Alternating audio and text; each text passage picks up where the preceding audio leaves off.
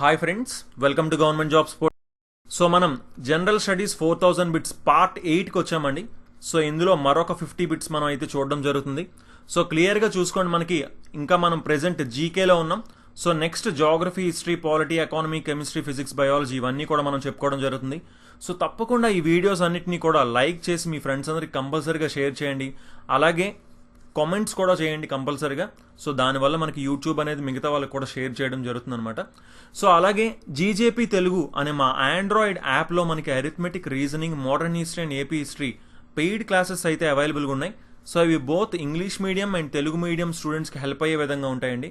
So తప్పకుండా interest ఉన్న వాళ్ళు ఈ రోజే ఎన్రోల్ చేసుకోవచ్చు అనమాట. ఓకే, సో ఇప్పుడు మనం బిట్స్లోకి వెళ్ళిపోదాం.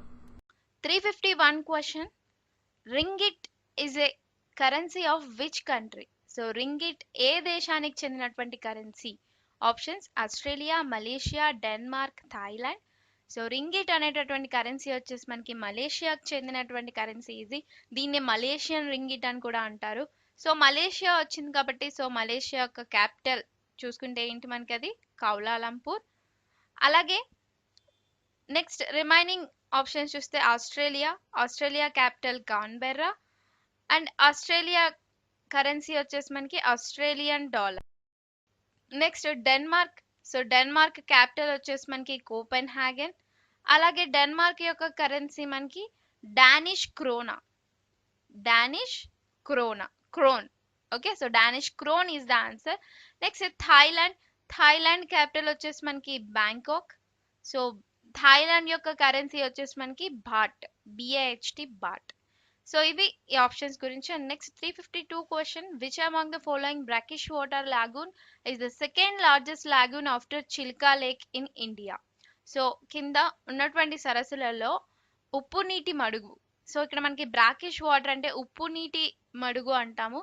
సో ఇది మనకి భారతదేశంలోని చిలికా సరస్సు తర్వాత రెండవ అతిపెద్ద ఉప్పు నీటి మడుగు ఏది అని అడుగుతున్నారు. ఆప్షన్స్ వచ్చేసి మనకి Pulicat lake, Sambhar lake, Pangong so, none of the above. So ఇక్కడ వచ్చేసి మనకి సెకండ్ లార్జెస్ట్ లాగూన్ అంటున్నారు, అంటే రెండవ అతిపెద్ద, అతి పొడవైనటువంటి ఉప్పు నీటి మడుగు గురించి అడుగుతున్నారు. సో ఫస్ట్ ఉప్పు నీటి సరస్సు, మనకి పొడవైనటువంటి ఉప్పు నీటి సరస్సు భారతదేశంలో ఏది మనకి? ఈ చిల్కా లేక్. ఇది మనకి ఫస్ట్ ప్లేస్ లో ఉంది. ఇది ఎక్కడుంది? ఒడిస్సాలో ఉంది, ఒరిస్సా. సో అయితే తర్వాత సెకండ్ ప్లేస్ లో ఉన్నటువంటి పొడవైనటువంటిది, ఓకే, సో అతి పొడవైనటువంటిది. ఓకే, సో క్వశ్చన్ ఇక్కడ రాంగ్ ఉంది మనకి తెలుగులో. అతి పెద్ద కాదు, అతి పొడవైన. రెండవ పొడవైనటువంటి ఉప్పు నీటి సరస్సు ఏది అంటే మనకి ఆన్సర్ వచ్చేసి it is Pulicat lake. Okay, so first ఉప్పు నీటి సరస్సు, పొడవైన ఉప్పు నీటి సరస్సు ఇండియాలో చిల్కా లేక్ అయితే second one Pulicat lake. Right. So next ఇక్కడ రిమైనింగ్ ఆప్షన్స్ చూసుకుంటే మనకి sambar lake. So sambar lake వచ్చేసి మనకి ఏంటిది అది? ఇది ఎక్కడుంది? మనకి రాజస్థాన్ లో ఉంది. సో దీని ఇంపార్టెన్స్ ఏంటి అంటే మనకి ఇది అతి పెద్ద ఉప్పు నీటి సరస్సు. ఇది పొడవైంది కాదు, అతి పెద్దదన్నమాట, బిగ్గెస్ట్. ఓకే, సో పెద్ద ఉప్పు నీటి సరస్సు అంటే సాంబార్ లేక్, పొడవైన ఉప్పు నీటి సరస్సు అంటే చిలికా లేక్. సో ఇవి ఏంటి? ఇండియాలో ఉన్నటువంటిది. రైట్. సో నెక్స్ట్ వన్ ఇది వచ్చేసి పాన్గాంగ్ సో లేక్. ఇది పాంగాంగ్ సో. సో ఇది వచ్చేసి మనకి లడక్ లో ఉంది. Okay, so next 353rd question. Hidayatullah National Law University is in which state? So Hidayatullah National Law విశ్వవిద్యాలయం అనేది ఏ రాష్ట్రంలో ఉంది? సో మనకి ఇక్కడ హిదాయతుల్లా గురించి చూసుకుంటే మనకి ఎవరు ఇతను అంటే former chief justice of India, అంటే మాజీ చీఫ్ జస్టిస్. ఓకే, సో ఇతను హిదాయతుల్లా. సో ఇతని పేరు ఏంటి అంటే జస్టిస్ మొహమ్మద్ హిదాయతుల్లా. సో అతని పేరు మీద ఈ లా యూనివర్సిటీ అనేది పేరు పెట్టడం జరిగింది. రైట్. సో దీన్ని ఎస్టాబ్లిష్ చేసిన సంవత్సరం 2003. సో ఇది ఎక్కడుంది అంటే మనకి ఛత్తీస్గఢ్ లో ఉంది. Okay, so next 354th question. Pipavav ship yard is located in which of the following states of India? So Pipavav ship yard అనేది భారతదేశంలోని ఏ రాష్ట్రంలో ఉంది అని అడుగుతున్నారు. సో ఈ షిప్ యార్డ్ వచ్చేసి మనకి ఏంటి? ఇది ఒక నౌకా నిర్మాణ సంస్థ. ఇది షిప్ యార్డ్స్ ని తయారు చేస్తుంది అనమాట. సో దీన్ని ఎప్పుడు ఎస్టాబ్లిష్ చేశారు అంటే 1997. సో ఎక్కడ ఉంది అంటే ఇది మనకి గుజరాత్లో ఉంది, రైట్. సో ప్రజెంట్ దీని నేమ్ వచ్చేసి చేంజ్ చేసి ఉంది. నేమ్ వచ్చేసి Reliance naval and engineering limited. Okay, so Reliance naval and engineering limited. Next one 355 question. In which of the following Indian states is the Kakrapar Atomic Power Station located? So Kakrapar అణు విద్యుత్ కేంద్రం ఏ భారతీయ రాష్ట్రంలో ఉంది? So options లో మనకి తెలంగాణ, గుజరాత్, తమిళనాడు, పైవేవి కాదు.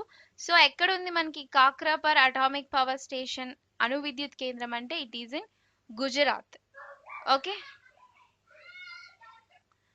So ఇది మనకి గుజరాత్ లో ఉంది. సో దీంట్లో మనకి 2 యూనిట్స్ ఉండేవి స్టార్టింగ్ లో. సో యూనిట్ 1 వచ్చేసి మనకి 1993 లో స్టార్ట్ చేశారు. నెక్స్ట్ యూనిట్ 2 వచ్చేసి 1995 లో స్టార్ట్ చేశారు. సో ఇంకా యూనిట్ 3 అండ్ 4 అవి స్టార్ట్ చేయాల్సి ఉంది, రైట్. సో ఇది దీని గురించి కాక్రపర్ అటామిక్ పవర్ స్టేషన్ గురించి. And next one 356th question. The Vijay Hazare trophy is associated with the game of. So Vijay Hazare trophy అనేది మనకి ఏ క్రీడకు సంబంధించింది? ఆప్షన్స్ మనకి golf, hockey, cricket, tennis. So answer వచ్చేసి మనకి అది క్రికెట్ అండి. So cricket is the answer. So Vijay Hazare అనే వ్యక్తి పేరు మీద ఈ ట్రోఫీ అనేది ఇవ్వడం జరుగుతుంది. సో ఇతను ఒక former cricket player, right. So అంతకుముందు రంజీ మ్యాచెస్ అనేవి జరిగేది. ఆ టైంలో ఈ ట్రోఫీస్ అనేవి ఇచ్చేవాళ్ళు. ఓకే, సో ఇది ఈ ట్రోఫీ గురించి. And next one Moortidevi award is given for excellence in the field of. So Moortidevi award అనేది మనకి ఏ రంగంలో ఈ అవార్డు ఇస్తారు?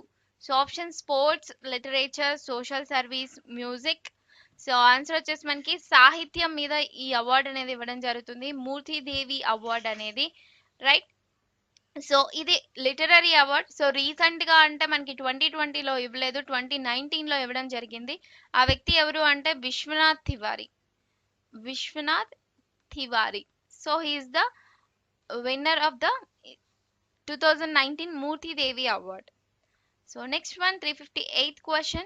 According to the UNESCO, which caves are masterpieces of Buddhist religious art that influenced Indian art? So UNESCO ప్రకారం ఏ గుహలు బౌద్ధ మత కళని ప్రభావితం చేసేవి అని అడుగుతున్నారు. ఆప్షన్స్ మనకి Badami caves, Ajanta caves, Elephanta island caves, all of the above. So ఏ గుహలు మనకి బౌద్ధ మత కళ అనేది ప్రభావితం చేస్తుంది? సో ఆన్సర్ వచ్చేసి మనకి అజంతా గుహలు. సో అజంతా గుహలలో మనకి బౌద్ధ మత కళ గురించి అండ్ బుద్ధ విగ్రహాల గురించి ఇవన్నీ కూడా మనకి అక్కడ పిక్టోరియల్ రిప్రజెంటేషన్స్ లా ఉంటాయి అజంతా కేవ్స్ లో. సో అజంతా కేవ్స్ అనేవి మనకి ఎక్కడ ఉన్నాయి అంటే మహారాష్ట్రలో ఉన్నాయి. సో ఇదేంటి యునెస్కోతో గుర్తించబడినటువంటి సైట్ ఇది అజంతా గుహలు. 1983లో దీన్ని గుర్తించడం జరిగింది. Next one 359th question. Bibi ka Maqbara is a tomb located in which state? So Bibi ka Maqbara సమాధి ఏ రాష్ట్రంలో ఉంది? ఆప్షన్స్ మనకి కర్ణాటక, న్యూఢిల్లీ, జార్ఖండ్, మహారాష్ట్ర. సో ఈ బీబీ మక్బరా అనేది ఇది ఒక సమాధి. సో ఈ సమాధి వచ్చేసి మనకి ఔరంగజేబ్ కట్టించడం జరిగింది. సో అతని భార్య కోసం ఈ బీబీకా మక్బరాని క్రియేట్ చేయడం జరిగింది. సో ఇక్కడ చూస్తే మనకి ఈ బీబీకా మక్బరా అనేది సేమ్ లైక్ తాజ్ మహల్ లానే ఉంటుంది, బట్ తాజ్ మహల్ కాదు ఇది.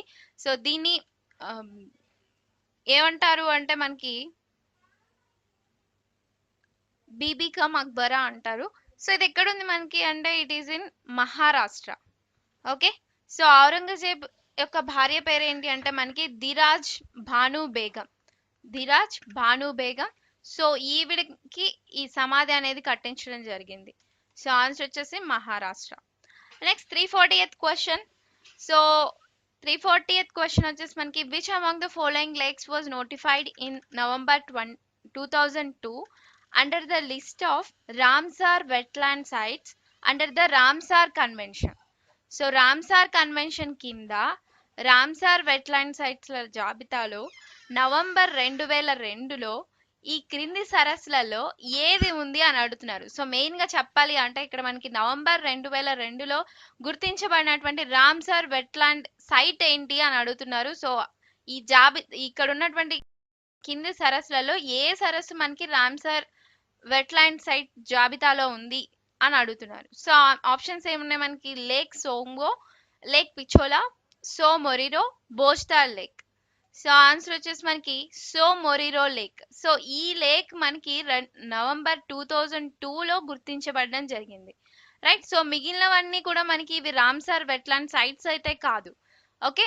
సో ఈ భోజ్దార్ లేక్ లో మనకి Bhoj wetland. So Bhoj wetland అనేది మనకి రామ్సార్ వెట్లాండ్ సైట్ ఇది.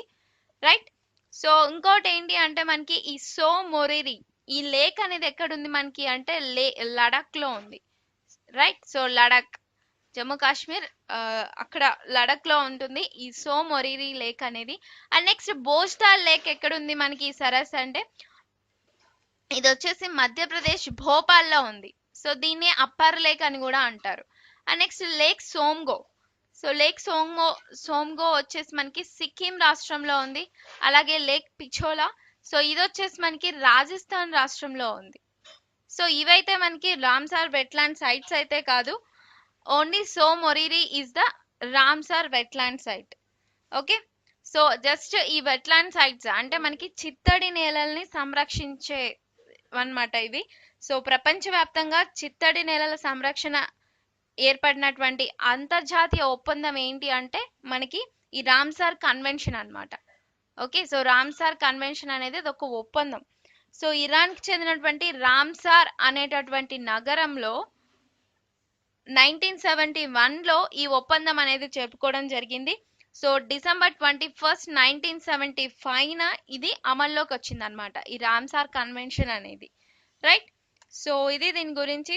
361 question, national energy conservation day జాతీయ ఇంధన పరిరక్షణ దినోత్సవంని ఏ రోజున జరుపుకుంటారు అని అడుగుతున్నారు. సో ఇక్కడ మనకి ఆప్షన్స్ December 1, December 4, December 14, అలాగే December 10. సో జాతీయ ఇంధన పరిరక్షణ దినోత్సవం సో ఏ రోజున జరుపుకుంటాం ఇది అంటే December 14న జరుపుకోవడం జరుగుతుంది. ఓకే. సో దీన్ని ఈ నేషనల్ ఎనర్జీ కన్జర్వేషన్ డేని ఎవరు జరిపిస్తున్నారు ఎవ్రీ ఇయర్ కూడా అంటే బ్యూరో ఆఫ్ ఎనర్జీ ఎఫిషియన్సీ వాళ్ళు ఈ నేషనల్ ఎనర్జీ కన్జర్వేషన్ డేని జరిపిస్తున్నారు. అలాగే వీళ్ళే ఈ BEE అంటే బ్యూరో ఆఫ్ ఎనర్జీ ఎఫిషియన్సీ వాళ్ళే ఇంధన పొదుపు చట్టంని కూడా తీసుకురావడం జరిగిందనమాట. సో మనకి దీన్ని ఏ ఇయర్ నుంచి ఇది ఎవ్రీ ఇయర్ సెలబ్రేట్ చేసుకుంటున్నారు అంటే సిన్స్ 1991 నుంచి మనకి ఈ నేషనల్ ఎనర్జీ కన్జర్వేషన్ డే అనేది సెలబ్రేట్ చేయడం జరుగుతుంది.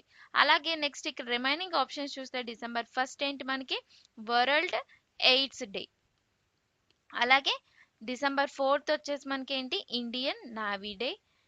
ఆ తర్వాత December 10 వచ్చేసి మనకి human rights day. Right. So human rights day మానవ హక్కుల దినం ఏ రోజున జరుపుకుంటారు అంటే December 10 human rights day. So 362nd question, the headquarter of consumers international is located in which city. So consumer international యొక్క ప్రధాన కార్యాలయం ఏ నగరంలో ఉంది అని అడుగుతున్నారు. సో ఇది వచ్చేసి ఈ కన్స్యూమర్స్ ఇంటర్నేషనల్ అనేది మనకి 1960లో దీన్ని స్థాపించడం జరిగింది. దీని యొక్క హెడ్ క్వార్టర్స్ వచ్చేసి మనకి లండన్. సో లండన్లో ఉంది. సో దీంట్లో ఈ కన్స్యూమర్స్ ఇంటర్నేషనల్ సంస్థలో మనకి 120 కంట్రీస్ 120 దేశాలలో 250 మెంబర్ ఆర్గనైజేషన్స్ ఉన్నాయన్నమాట, అంటే సభ్యత్వాలు. సో ఇదేంటి అంటే ఇది మనకి ప్రపంచవ్యాప్తంగా కూడా వినియోగదారులు ఉంటారు కదా, సో ఆ వినియోగదారుల సమూహం అన్నమాట, ఒక సభ్యత్వ సంస్థ ఇది. రైట్. సో కన్స్యూమర్స్ కి సంబంధించినటువంటి ఒక సభ్యత్వ సంస్థ ఏంటి అంటే ఇది మనకి కన్స్యూమర్స్ ఇంటర్నేషనల్. సో ఇది వచ్చేసి మనకి లండన్ లో ఉంది. And next one ace against odds. So ace against odds is the biography of. So ace against odds అనేది ఇది ఒక బుక్. సో దీని యొక్క బయోగ్రఫీ ఎవరిది అని అడుగుతున్నారు. ఈ బుక్ యొక్క బయోగ్రఫీ ఆప్షన్స్ మనకి యువరాజ్ సింగ్, మిల్కా సింగ్, సానియా మిర్జా ఏవి కాదు. సో ఆన్సర్ వచ్చేసి మనకి Sania Mirza. So tennis player అయినటువంటి సానియా మిర్జా గారిది ఈ బయోగ్రఫీ బుక్ అన్నమాట, ace against odds. Right. So next remaining people గురించి చూస్తే మనకి యువరాజ్ సింగ్. సో ఇతను ఒక క్రికెట్ ప్లేయర్. సో ఇతనికి సంబంధించి బుక్ ఏంటి అంటే the test of my life. The test of my life అనేది ఇతని యొక్క book. And next Milkha Singh. So ఇతను వచ్చేసి ఒక athlete, Indian track and field athlete అంటాము. సో ఇతను యొక్క బుక్ ఏంటి అంటే the race of my life. The test of my life వచ్చేసి యువరాజ్ సింగ్ అయితే the race of my life అనేది మిల్కా సింగ్. సానియా మిర్జా వచ్చేసి ace against odds. Right. So 364th question, Rohtang pass is located in which state. So Rohtang pass అనేది మనకి ఏ రాష్ట్రంలో ఉంది అని అడుగుతున్నారు. సో ఈ పాస్ వచ్చేసి మనకి ఈ రోహతంగ్ కనుమ అనేది ఎక్కడ ఉంది అంటే ఇది హిమాచల్ ప్రదేశ్లో ఉంది. రైట్. సో ఈ రోహతంగ్ పాస్ అనేది కులు వ్యాలీ నుంచి మనకి హిమాచల్ ప్రదేశ్లోని Lahaul and Spiti valleys, Lahaul and Spiti valleys వాటిని కనెక్ట్ చేస్తుంది అనమాట ఈ రోహతంగ్ పాస్ అనేది. ఓకే. సో కులు వ్యాలీ నుంచి హిమాచల్ ప్రదేశ్లోని Kullu valley to Lahaul and Spiti valleys వరకు ఇది కనెక్ట్ అవుతుంది. ఇది మనకి హిమాచల్ ప్రదేశ్లో ఉంది. Next the agricultural revolution associated with the oil seeds production is known as. So చమురు విత్తనాల ఉత్పత్తికి సంబంధించినటువంటి వ్యవసాయ విప్లవంని ఏమంటారు అని అడుగుతున్నారు. So agricultural revolution associated with the oil seeds production. ఇక్కడ పేరులో ఉంది మనకి ఆయిల్ సీడ్స్ కి సంబంధించినటువంటి ఉత్పత్తికి సంబంధించినటువంటి రెవల్యూషన్ విప్లవాన్ని ఏమంటారు అని అడుగుతున్నారు. సో ఆప్షన్స్ మనకి ఇవి ఉన్నాయి. సో ఆన్సర్ వచ్చేసి yellow revolution. So yellow revolution వచ్చేసి మనకి ఆయిల్ సీడ్స్ యొక్క ప్రొడక్షన్ కి సంబంధించినటువంటి జరిగినటువంటి విప్లవం. సో ఎప్పుడు లాంచ్ చేశారు ఈ విప్లవాన్ని? 1986 నుంచి 87 వరకు లాంచ్ చేయడం జరిగింది. So father of oil production, father of yellow revolution, father of yellow revolution ఎవరు అంటే మనకి శామ్ పిట్రోడా. శామ్ పిట్రోడా వచ్చేసి మనకి ఈ పసుపు విప్లవ యొక్క పితామహుడు. నెక్స్ట్ వైట్ రెవల్యూషన్ అంటే ఇది మనకి మిల్క్ యొక్క ప్రొడక్షన్ కి సంబంధించింది. Right. So next one red revolution. Red revolution అంటే మనకి టొమాటో ప్రొడక్షన్ అలాగే మీట్ ప్రొడక్షన్, మాంసం. సో వీటికి ఉత్పత్తికి సంబంధించినటువంటి విప్లవం ఏంటిదంటే red revolution. Next green revolution. Green revolution వచ్చేసి మనకి ఫుడ్ గ్రెయిన్స్. ఫుడ్ గ్రెయిన్స్ ఏంటి మనకి రైస్ అండ్ వీట్ అన్నమాట. Especially wheat and rice. దీంట్లో మనకి దీని యొక్క ప్రొడక్షన్ ని ఇంక్రీజ్ చేయడం కోసం జరిగినటువంటి విప్లవం ఏంటి? Green revolution. సో ఇవన్నీ కూడా మనకి ఈ వ్యవసాయంలో వచ్చినటువంటి రెవల్యూషన్స్ ఇవి. Yellow revolution, white revolution, red revolution, green revolution, ఇంకా చాలా రెవల్యూషన్స్ ఉన్నాయి. రైట్. సో అయితే ఇక్కడ మీకు ఒక క్వశ్చన్ అడుగుతున్నాను, who is the father off white revolution? So white revolution ని ఇంకో పేరు అంటారు, అదేంటి అంటే ఆపరేషన్ ఫ్లడ్. రైట్. సో అయితే who is the father off white revolution అడుగుతున్నాను. సో ఎవరైనా ఆన్సర్ చేయండి కామెంట్ సెక్షన్ లో, who is the father off white revolution. Okay. So అలాగే మా వీడియోస్ ని లైక్ చేయండి అండ్ వీలైనంత మందికి షేర్ చేయండి. Right. So next one 366th question, identify the wrong combination of country and capital. So options ఏంటి మనకి? ఆస్ట్రియా వచ్చేసి మనకి ఇది కంట్రీ, ఇవి వచ్చేసి క్యాపిటల్. సో అయితే ఇక్కడ మనకి ఏది రాంగ్ కాంబినేషన్ లో ఉంది అని అడుగుతున్నారు. సో ఆప్షన్స్ చూసుకుంటే Paraguay Asuncion, Germany Athens, Denmark Copenhagen. So answer వచ్చేసి మనకి జర్మనీ ఏథెన్స్. సో ఇక్కడ జర్మనీ కంట్రీ యొక్క క్యాపిటల్ ఏంటి మనకి? Berlin, not Athens. రైట్.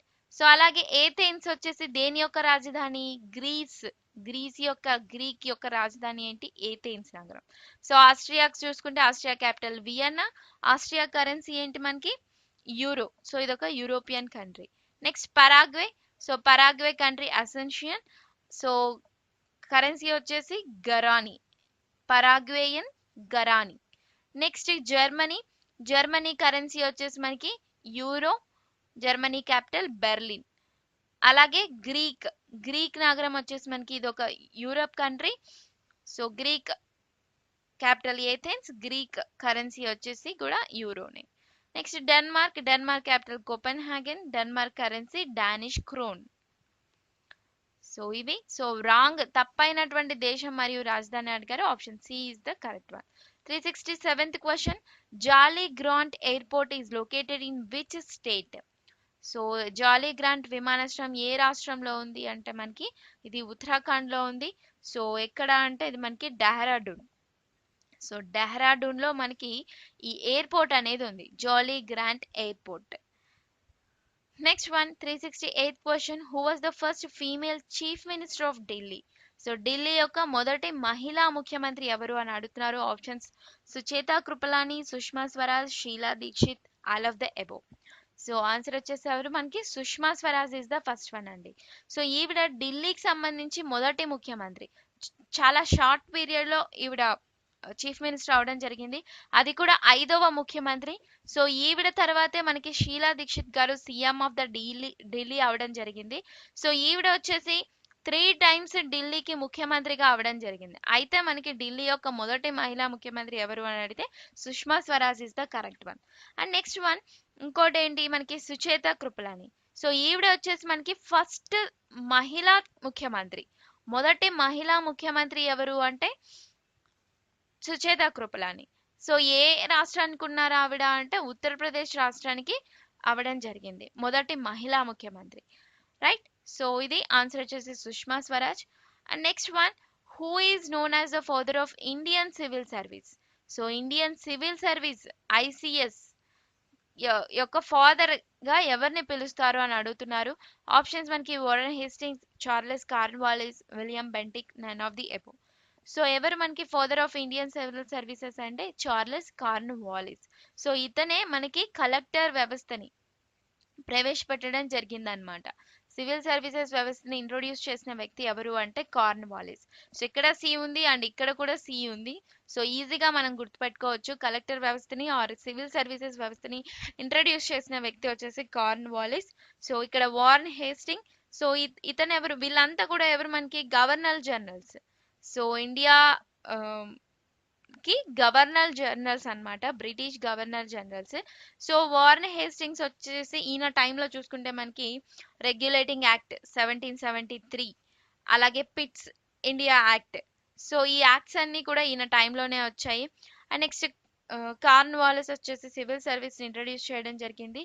అలాగే ఇతని టైంలోనే మనకి పర్మనెంట్ సెటిల్మెంట్, శాశ్వత శిస్తు పద్ధతి అంటాము. శిస్తు గురించి అంటే పన్నుల గురించి ఇది. Right.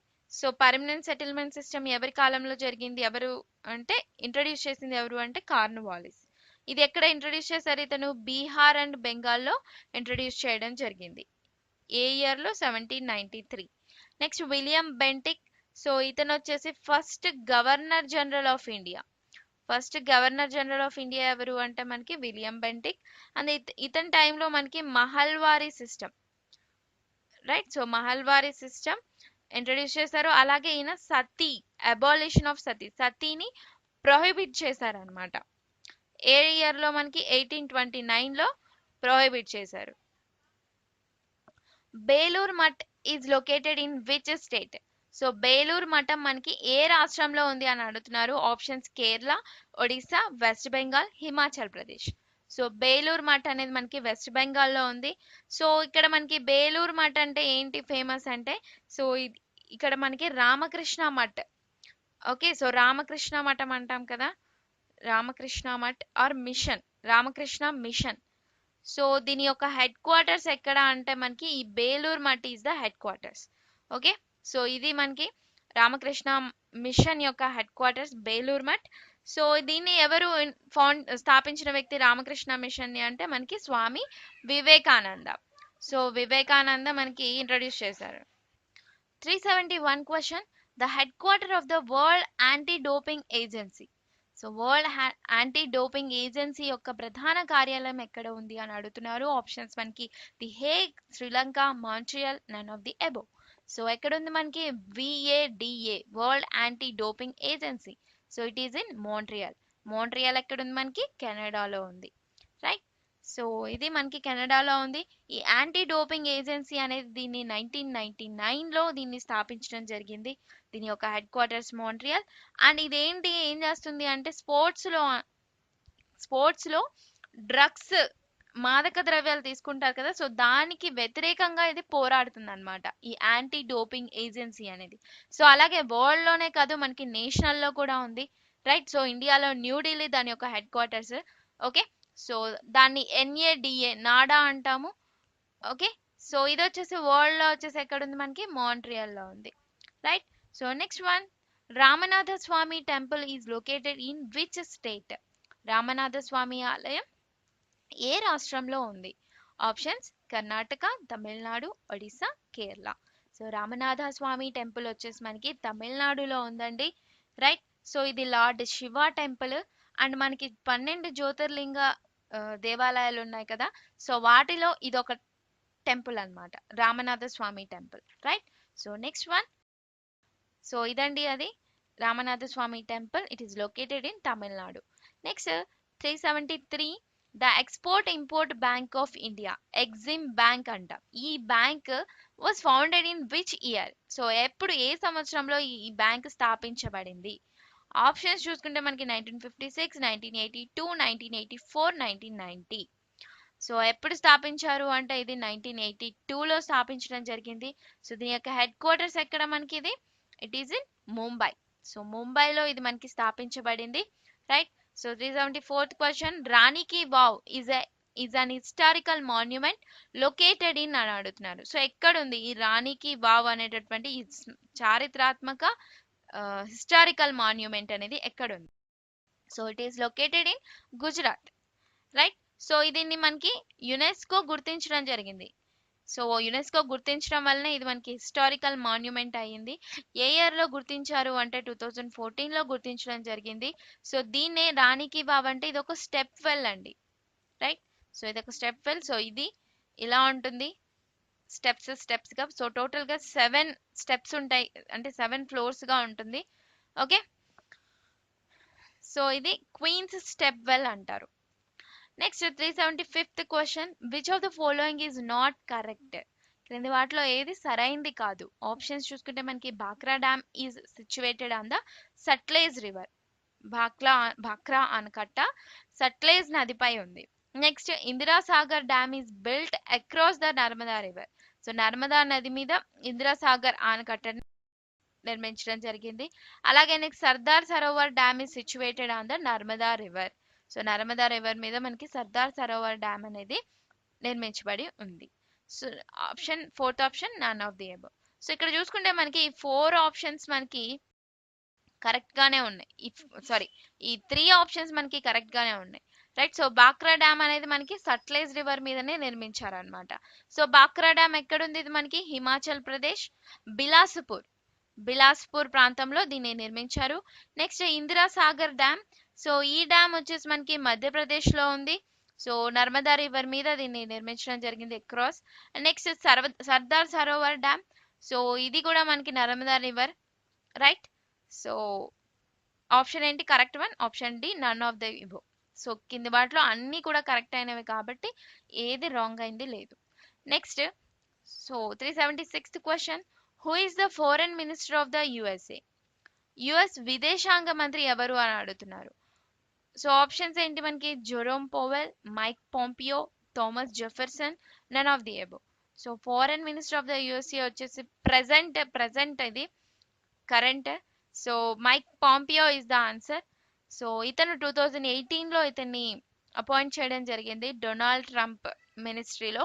Right. So foreign minister ఎవరు యుఎస్ఏకి అంటే Mike Pompeo. Next, Thomas Jefferson. So ఇతను ఎవరు అంటే ఇతను first person of the foreign minister అన్నమాట. ఈ ఫారెన్ మినిస్టర్ పోస్ట్ కి మొదటి వ్యక్తి ఎవరు అంటే Thomas Jefferson. Right. So next one, what is the constituency of union ministry of tribal affairs? కేంద్ర గిరిజన వ్యవహారాల మంత్రి యొక్క నియోజకవర్గం ఏమిటి అని అడుగుతున్నారు. సో ఆప్షన్స్ మనకి Bihar, Uttar Pradesh, Jharkhand, Madhya Pradesh. So union minister of tribal affairs ఎవరు మనకి అంటే శ్రీ అర్జున్ ముందా. రైట్. సో ఇతను కేంద్ర గిరిజన వ్యవహారాల శాఖ మంత్రి. సో అయితే ఇతను ఏ కాన్స్టిట్యుయెన్సీ, ఏ నియోజకవర్గం అతను అంటే జార్ఖండ్. సో జార్ఖండ్ లో Khunti constituency. Right. So next one, so అతను ఇంకొకటి ఏంటి అంటే ఇతను జార్ఖండ్ కి సీఎంగా కూడా పనిచేశారు, మాజీ ఫార్మర్ సీఎంగా. ఏ ఇయర్లో అంటే 2003 నుంచి 2006 వరకు ఇతను చీఫ్ మినిస్టర్, ముఖ్యమంత్రిగా కూడా జార్ఖండ్ ముఖ్యమంత్రిగా పనిచేయడం జరిగింది. He is the second chief minister of Jharkhand అనమాట. 2003-6లో నియమించబడ్డారు కదా, ఆ టైంలో. Next one 378. Darjeeling in West Bengal. Darjeeling in West Bengal is a city is situated along the banks of the river. So పశ్చిమ బెంగాల్లోని డార్జిలింగ్ ఏ నది ఒడ్డున ఉన్నటువంటి నగరం?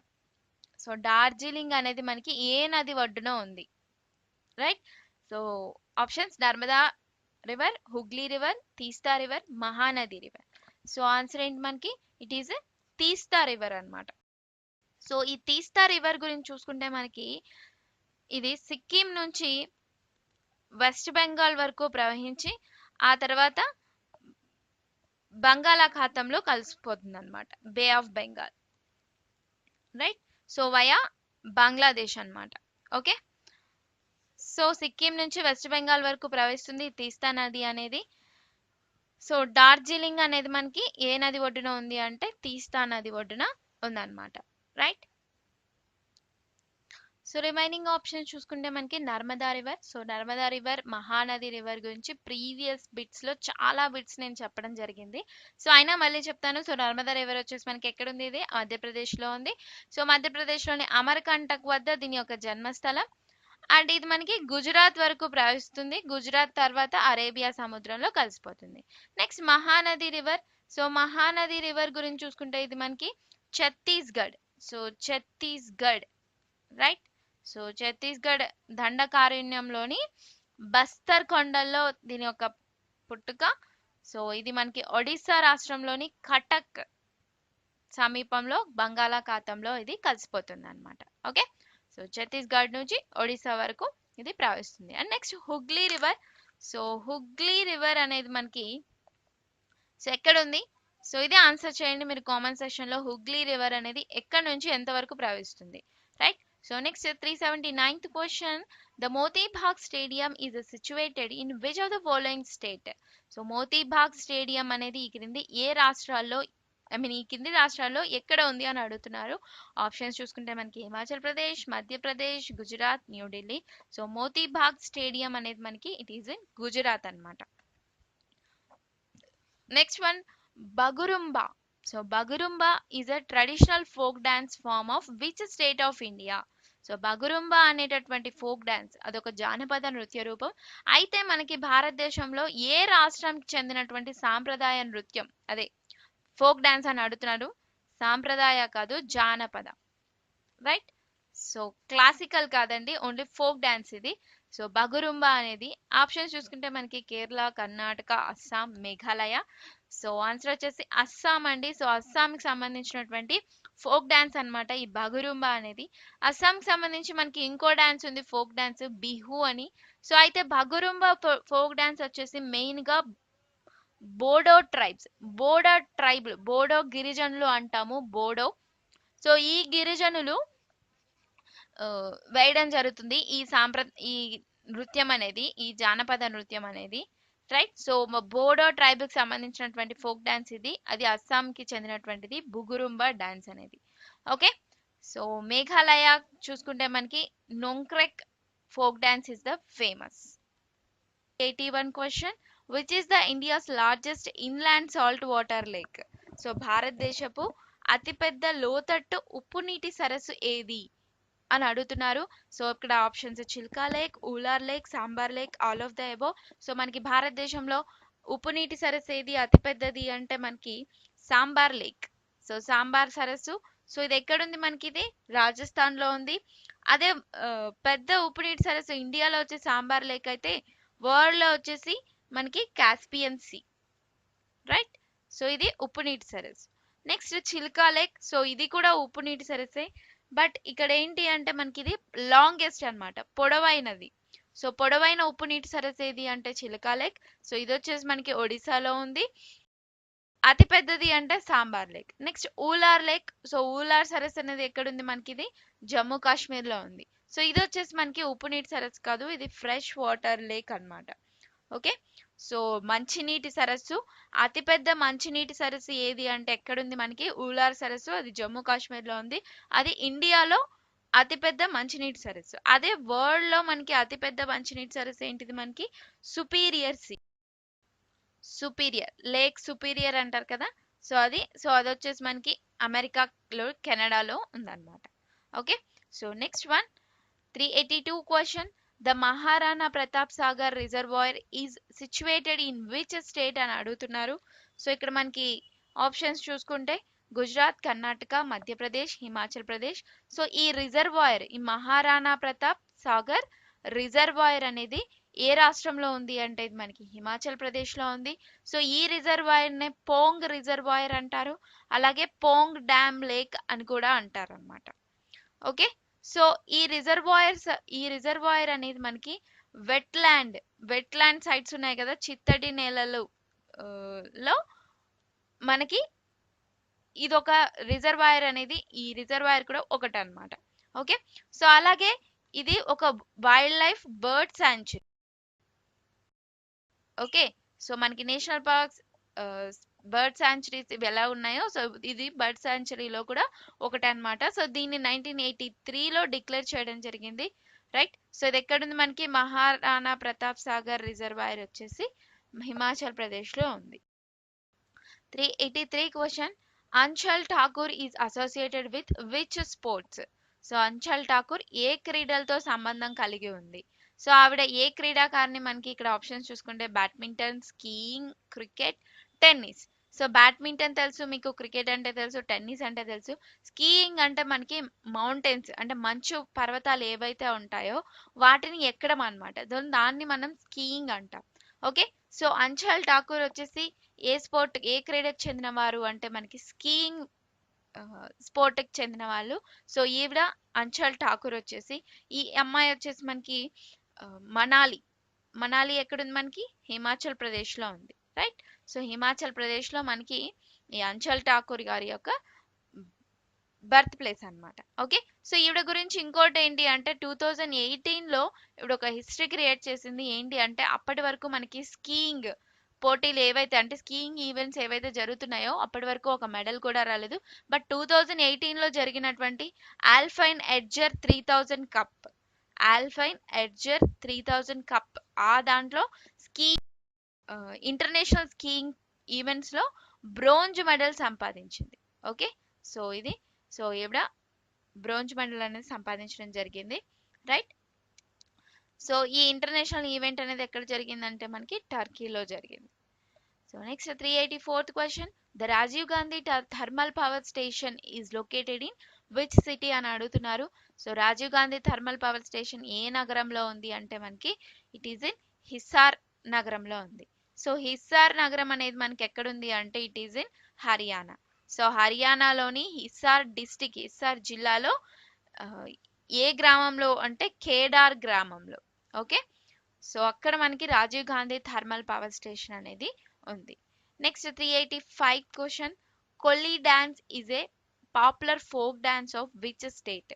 సో కొల్లి డాన్స్ అనేది ఏ రాష్ట్రానికి చెందినటువంటి జానపద నృత్యం? సో ఇది వచ్చేసి మనకి మహారాష్ట్రకు చెందినటువంటి జానపద నృత్యం.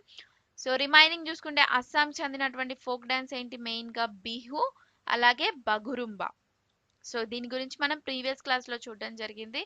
అలాగే నెక్స్ట్ గుజరాత్ లో ఫోక్ డాన్స్ వచ్చేసి మెయిన్ గా garba folk dance famous. Right, so next so ఇది కొల్లి డాన్స్ వచ్చేసి, సో కొల్లి డాన్స్ ఏ రాష్ట్రానికి చెందినటువంటి ఫోక్ డాన్స్ అంటే మహారాష్ట్రకు చెందినటువంటి ఫోక్ డాన్స్. సో మా వీడియోస్ అన్నీ కూడా లైక్ చేయండి. సో ఇదే మాకు ఎంకరేజ్మెంట్. సో అందరికీ షేర్ చేయండి. సో మీరు ఎంత ఎక్కువ లైక్ చేస్తే, ఎంత ఎక్కువ షేర్ చేస్తే మేము అన్ని ఎక్కువ వీడియోస్ చేయడానికి ట్రై చేస్తాం.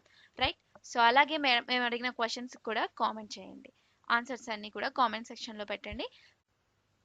386th question, Bhagalpur in Bihar is a city situated along the banks of the dash river. So బీహార్లోని భగల్పూర్ అనేటటువంటి సిటీ ఏ నది ఒడ్డున ఉన్నటువంటి నగరం అని అడుగుతున్నారు. సో ఆప్షన్స్ మనకి కోసి river, Narmada river, Ganga river, అలాగే సోన్ రివర్. రైట్, సో ఇక్కడ చూసుకుంటే మనకి ఆన్సర్ ఏంటి? సో ఇది వచ్చేసి గంగా నది ఒడ్డున ఉంది ఈ భగల్పూర్ అనేటటువంటి నగరం.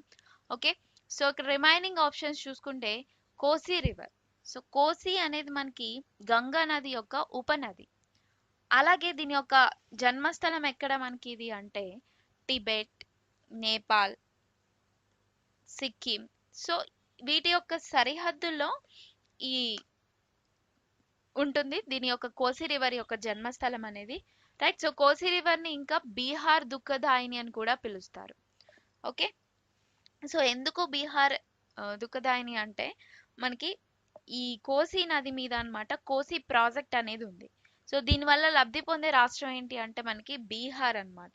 ఓకే, సో ఇది కోసి రివర్ గురించి. సో దీని యొక్క జన్మస్థలం టిబెట్, నేపాల్, సిక్కిం ఈ 3 రాష్ట్రాలు. And next Son river. So Son river వచ్చేసి దీనికి ఇంకో పేరు సువర్ణ నది అని కూడా పిలుస్తారు. సో ఇది వచ్చేసి మనకి మధ్యప్రదేశ్లోని అమర్కంటక్ వద్ద ఇది జన్మించింది. సో మధ్యప్రదేశ్లోని అమర్కంటక్ వద్ద జన్మించి బట్ నర్మదా నదికి ఆపోజిట్ గా వెళ్తుంది అనమాట. ఓకే, సో వ్యతిరేకంగా అంటే ఎలాగా ఇది మధ్యప్రదేశ్, జార్ఖండ్, బీహార్ ఈ రాష్ట్రాల గుండా ప్రవహించి ఇది గంగా నదిలో కలవడం జరుగుతుంది పాట్నా వద్ద. రైట్, సో అది సోన్ రివర్ గురించి. Next Narmada river. So Narmada river గురించి మనం ఆల్రెడీ ప్రీవియస్ క్లాసెస్ లో చాలా వాటిల్లో చూసాం. సో దీని యొక్క జన్మస్థలం ఎక్కడ మనకి ఇది మధ్యప్రదేశ్లోని అమర్కంటక్ వద్ద జన్మిస్తుంది. ఇది గుజరాత్ లో ఇది గుజరాత్ వద్ద అరేబియా సముద్రంలో కలిసిపోతుంది. Right, so Madhya Pradesh to Gujarat వరకు ఇది ప్రవహిస్తుంది అది. అండ్ నెక్స్ట్ గంగా రివర్ గురించి మనము చూసుకుంటే మెయిన్ గా పాయింట్ ఇది భారతదేశంలో ఎక్కువ దూరం ప్రవహించిన నది ఏది అంటే మనకి గంగా రివర్. ఇది మనకి ఉత్తరాఖండ్ హిమాలయాల్లో దీని యొక్క జన్మస్థలం అన్నమాట. Right, so next one 387th question. Teesta hydro electric power plant is situated in which state? తీస్తా జల విద్యుత్ ప్లాంట్ అనేది ఏ రాష్ట్రంలో ఉంది అని అడుగుతున్నారు. సో కరెక్ట్ వన్ వచ్చేసి మనకి ఇది సిక్కిం లో ఉంది Teesta hydro electric power plant అనేది. So next 388 question. The first Indian to join the ICS exam. So ICS పరీక్షలో చేరిన తొలి భారతీయుడు ఎవరు అంటే ఇండియన్ సివిల్ సర్వీస్ ఎగ్జామ్స్ లో క్వాలిఫై అయినటువంటి తొలి భారతీయుడు ఎవరు అని అడుగుతున్నారు. ఆప్షన్స్ వచ్చేసి మనకి Surendranath Banerjee, Satyendranath Tagore, doctor B R Ambedkar, none of the above. Right, so correct one ఏంటి మనకి సత్యేంద్రనాథ్ ఠాగూర్. సో సత్యేంద్రనాథ్ ఠాగూర్ వచ్చేసి మనకి ఈ ఇండియన్ సివిల్ సర్వీస్ ఎగ్జామ్ అనేది 1863లో క్వాలిఫై అవ్వడం జరిగింది. So is the first Indian to join the ICS exam అనమాట. And next Surendranath Banerjee. So ఇతను వచ్చేసి మనకి ఎవరు అంటే ఇతను co founder of Indian National Congress ని స్థాపించిన వాళ్ళలో కో ఫౌండర్ అనమాట సురేంద్రనాథ్ బెనర్జీ. నెక్స్ట్ ఇంకొకటి ఏంటి అంటే మనకి సత్యేంద్రనాథ్ ఠాగూర్ ఎవరు అంటే ఇతను రవీంద్రనాథ్ ఠాగూర్ ఉన్నారు కదా, సో ఆయన యొక్క బ్రదర్ అన్నమాట, ఎల్డర్ బ్రదర్. రైట్, సో ఇది. అండ్ అంబేద్కర్ అంటే మీ అందరికీ తెలిసిన వాళ్ళే. సో ఆయన వచ్చేసి మనకి ఒక లాయర్ గా మనకి తెలుసు, అలాగే ఒక పొలిటీషియన్ గా కూడా మీ అందరికీ తెలుసు, అలాగే ఒక సామాజికవేత్తగా కూడా అందరికీ తెలిసిన వ్యక్తి. Right, so next one 389th question. Hawa Mahal was built by. So Hawa Mahal ని ఎవరు నిర్మించారు? Options Shah Jahan, Quli Qutub Shah, Sawai king Pratap Singh, Akbar. So Hawa Mahal ని బిల్డ్ చేసిన వ్యక్తి ఎవరు అంటే Sawai king Pratap Shah. Okay, so ఇతను జైపూర్ రాజు. ఓకే, సో జైపూర్ కింగ్ అన్నమాట. సో ఇతను ఈ హవా మహల్ ని నిర్మించడం జరిగింది. సో ఇది మనకి హవా మహల్. సో ఇది ఎక్కడుంది మనకి? ఇది జైపూర్ లో ఉంది. రైట్, సో ఇంకొకటి నెక్స్ట్ షాజహాన్. సో ఇతను కట్టించినవి ఏంటివి మనకి? మెయిన్ గా ఆగ్రాలో తాజ్ మహల్, అండ్ నెక్స్ట్ మోతీ మస్జిద్, జామా మస్జిద్, ఆ తర్వాత మనకి ఢిల్లీలో ఉన్నటువంటి రెడ్ ఫోర్ట్, ఎర్రకోట, ఇవన్నీ కూడా మనకి షాజహాన్ కట్టించినవి. నెక్స్ట్ కులీ కుతుబ్ షా. సో ఇతను వచ్చేసి చార్మినార్, మక్కా మసీద్. సో మనకి మక్కా మసీద్ ఈ రెండు కూడా ఎక్కడ ఉన్నాయి మనకి? ఇవి హైదరాబాద్ అన్నమాట. సో హైదరాబాద్ లో కట్టించిన వ్యక్తి ఇతను. చార్మినార్ అలాగే మక్కా మసీద్ ని నిర్మించినటువంటి వ్యక్తి కులీ కుతుబ్ షా. రైట్, సో ఇవి వీటి గురించి. సో సవాయి రాజు ప్రతాప్ సింగ్ వచ్చేసి మనకి జైపూర్ యొక్క కింగ్. సో ఇతనే మనకి జైపూర్లో ఈ హవా మహల్ ని కట్టించడం జరిగింది. అండ్ జైపూర్ ని మనం పింక్ సిటీ అని కూడా అంటాం. నెక్స్ట్ అక్బర్. సో ఇతను కట్టించినటువంటి కట్టడాలు ఒకవేళ మీకు తెలిస్తే కామెంట్ సెక్షన్ లో ఆన్సర్ చేయండి. Right. So next 390 question, national science day. So national science day ఏ రోజున జరుపుకుంటారు? సో జాతీయ సైన్స్ దినోత్సవం. సో ఆప్షన్స్ మనకి February 2nd, February 4th, Feb 24th, Feb 28th. సో Feb 2nd వచ్చేసి ఏంటి మనకి? Feb 2nd world wetland day, చిత్తడి నేల దినోత్సవం. ప్రపంచ చిత్తడి నేలల దినోత్సవం ఎప్పుడు? February 2nd. Next February 4th ఈ రోజు వచ్చేసి మనకి world cancer day. February 4th ప్రపంచ క్యాన్సర్ దినోత్సవం. February 24th ఇది వచ్చేసి మనకి central excise day. Central excise డేని మనం February 24th జరుపుకుంటాం. February 28th వచ్చేసి మనకి ఏంటి? National science day is the answer అండి, జాతీయ సైన్స్ దినోత్సవం. సో ముఖ్యంగా ఎందుకు నేషనల్ సైన్స్ డే ఆ రోజు జరుపుకుంటారు అంటే మనకి సర్ సివి రామన్ గారు రామన్ ఎఫెక్ట్ ని ఆ రోజు కనుగొనడం జరిగింది. ఎవరు కనుగొన్నారు ఇది మనకి Raman effect? Sir C V Raman. So February 28th 1928న మనకి రామన్ ఎఫెక్ట్ కనుగొన్నారు. సో దానికి గుర్తింపుగా మనకి జాతీయ సైన్స్ దినోత్సవం అనేది February 28న జరుపుకోవడం జరుగుతుంది. సో ఆల్రెడీ మన 2020లో దీని యొక్క దినోత్సవం అయిపోయింది. సో అయితే మనం దీని యొక్క థీమ్ గురించి తెలుసుకుందాం. థీమ్ వచ్చేసి ఏంటి మనకి? Women in science. జాతీయ సైన్స్ దినోత్సవం యొక్క థీమ్ ఏంటి 2020లో? ఉమెన్ ఇన్ సైన్స్ యొక్క దీని యొక్క థీమ్. అలాగే మనం వరల్డ్ క్యాన్సర్ డే అనేది February 4th జరుపుకోవడం జరిగింది. సో దీని యొక్క థీమ్ వచ్చేసి I am and I will. Right. So ఇంకొకటి February 4th వరల్డ్ క్యాన్సర్ డేనే కాదు, శ్రీలంక యొక్క ఇండిపెండెన్స్ డే కూడా. సో శ్రీలంక యొక్క ఇండిపెండెన్స్ డే ఎప్పుడు మనకి? February 4th. So February 4th 1948న దీనికి శ్రీలంకకి స్వాతంత్ర దినోత్సవం జరుపుకోవడం జరుగుతుంది.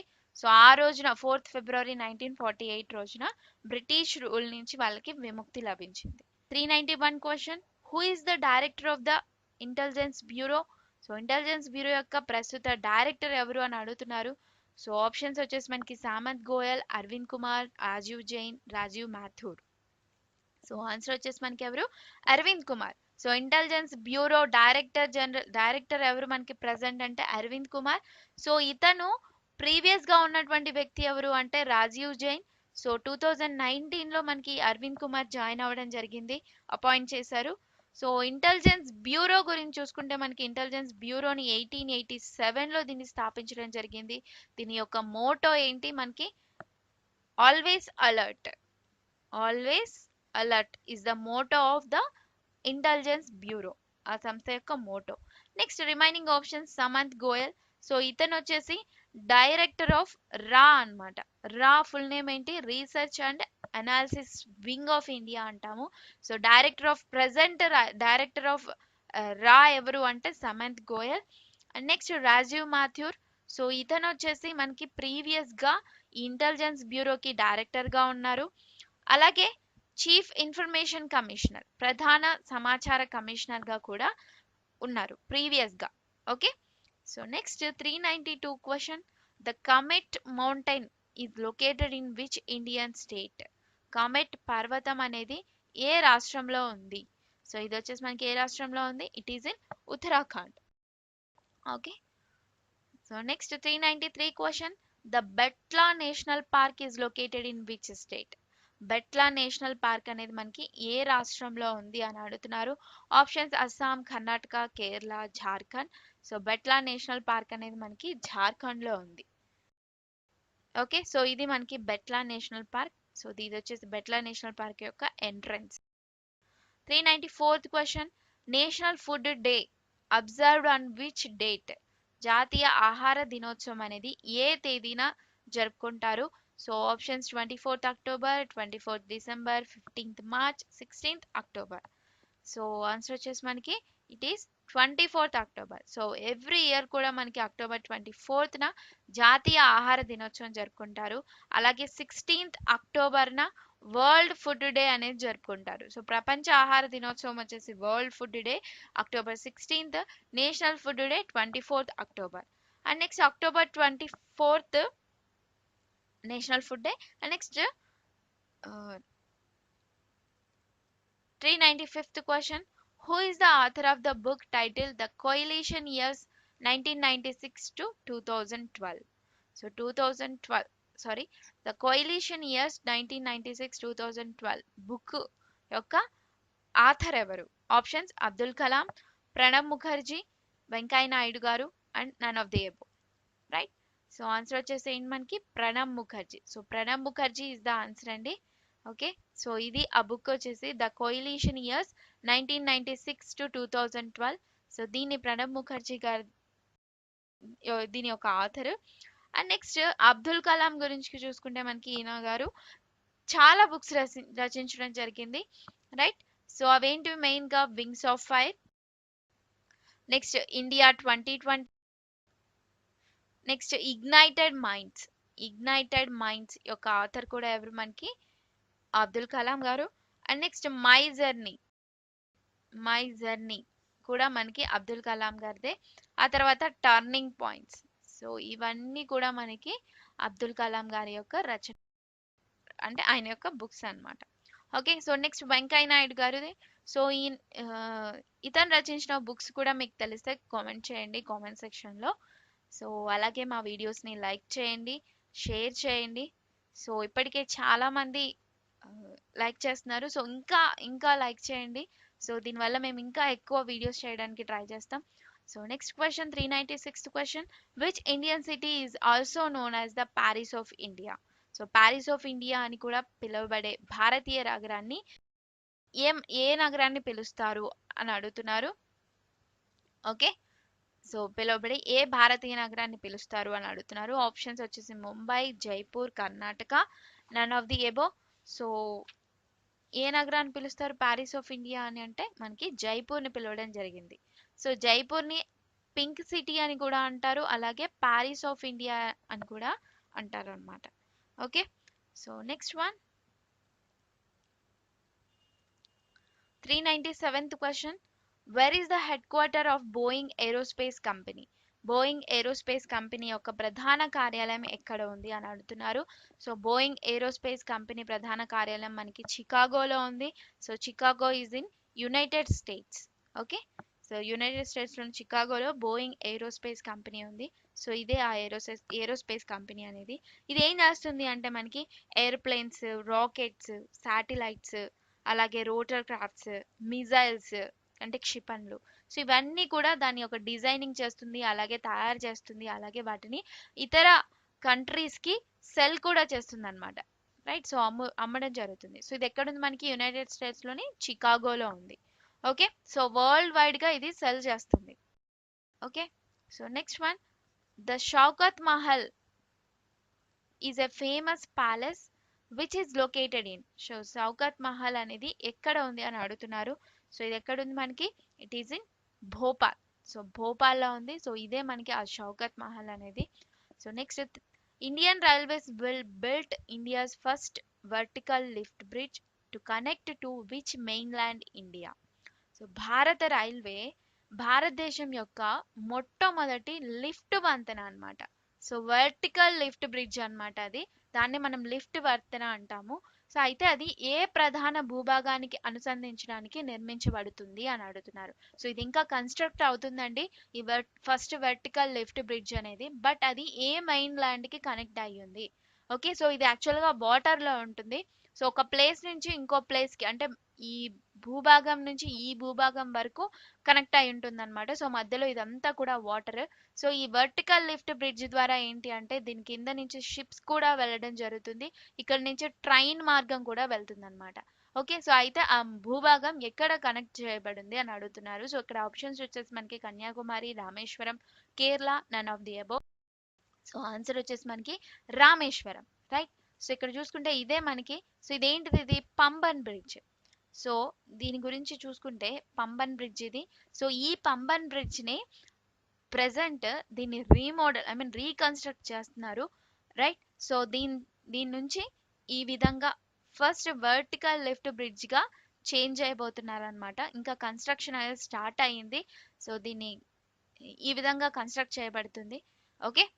సో మెయిన్ ఇక్కడ చూసారా, ఈ భూభాగం నుంచి ఈ భూభాగం వరకు కనెక్ట్ అయ్యింది. సో మండపం నుంచి ఇది ఎక్కడ, మండపం తమిళనాడులో ఉంది. సో తమిళనాడు నుంచి రామేశ్వరం, రామేశ్వరం ఎక్కడుంది, ఇది పంబన్ ఐలాండ్. ఇది ఒక ద్వీపం అన్నమాట, పంబన్ ద్వీపం. సో ఆ పంబన్ ఐలాండ్ వరకు కనెక్ట్ చేయబడింది అనమాట ఈ బ్రిడ్జ్ అనేది. ఓకే. సో ఇది పంబన్ బ్రిడ్జ్ అనేది. ఈ పంబన్ బ్రిడ్జ్ కి మనకి 104 years హిస్టరీ ఉంది. 104 years అయిందనమాట ఈ బ్రిడ్జ్ కన్స్ట్రక్ట్ చేసి. 100 సంవత్సరాలకు పైగా కన్స్ట్రక్ట్ చేయబడింది. సో దీన్ని ఇప్పుడు ఈ విధంగా ఫస్ట్ వర్టికల్ లిఫ్ట్ బ్రిడ్జ్ కింద, అంటే ఇదంతా కూడా లిఫ్ట్ అండి. సో ఇది ఏమవుతుంది అంటే ఇది పైకి వెళ్తుంది అనమాట. ఎప్పుడైతే ఈ షిప్స్ అని దాని కింద వెళ్తాయో, సో ఇది వచ్చేసి పై వరకు వెళ్ళడం జరుగుతుంది. సో అక్కడి నుంచి షిప్స్ వెళ్ళిపోతాయి. ఆ తర్వాత మళ్ళీ ట్రైన్ ఇటు నుంచి వచ్చేటప్పుడు ఆ లిఫ్ట్ ద్వారా అది కిందికి వస్తుంది. సో నార్మల్ గా రైల్ అనేది క్రాస్ అవుతుంది అనమాట. ఓకే. సో ఫస్ట్ టైం ఇది లిఫ్ట్ రూపంలో ఉంటుంది ఈ బ్రిడ్జ్ వచ్చేసి. ఓకే. సో ఇది ఎక్కడి నుంచి కనెక్ట్ అయింది మనకి, మండపం, తమిళనాడులోని మండపం నుంచి రామేశ్వరం ఐలాండ్ వరకు. ఓకే. సో ఇక్కడ ఆన్సర్ వచ్చేసి Rameswaram. So next one. So ఒకసారి మీరు దీనికి సంబంధించింది చూస్తే, మీరు ఆల్రెడీ మనకి వీడియోస్ ఉన్నాయి యూట్యూబ్లో, ఒకసారి చూడండి పంబన్ బ్రిడ్జ్ గురించి. సో మీకు క్లియర్గా ఇంకా అర్థమవుతుంది. Okay. So next, Wood Buffalo National Park is situated in which of the following country. So Wood Buffalo National Park అనేది కింది దేశంలో ఎక్కడ ఉంది అని అడుగుతున్నారు, రైట్. సో ఇది వచ్చేసి 400 question. So Wood Buffalo National Park అనేది మనకి కెనడాలో ఉంది. ఓకే. సో కెనడా ఎక్కడ ఉంది అంటే నార్త్ అమెరికాలో ఉంది. సో ఇక్కడ మెయిన్గా వైల్డ్ బిసోన్, సో ఇది ఒక జంతువు అన్నమాట. ఇది ఇక్కడే ఉంటుంది, ఈ కెనడాలోనే. సో మెయిన్గా ఈ వుడ్ బఫెలో నేషనల్ పార్క్ అనేది వైల్డ్ బిసోన్స్ అనేవి ఎక్కువగా ఉండే ప్రాంతం అన్నమాట, రైట్. సో ఇది దీని గురించి. వుడ్ బఫెలో నేషనల్ పార్క్ ఎక్కడుంది అంటే మనకి కెనడాలో ఉంది. సో కెనడా నార్త్ అమెరికాలోని కెనడాలో, రైట్. సో థ్యాంక్ యూ అండి, thank you for watching this video.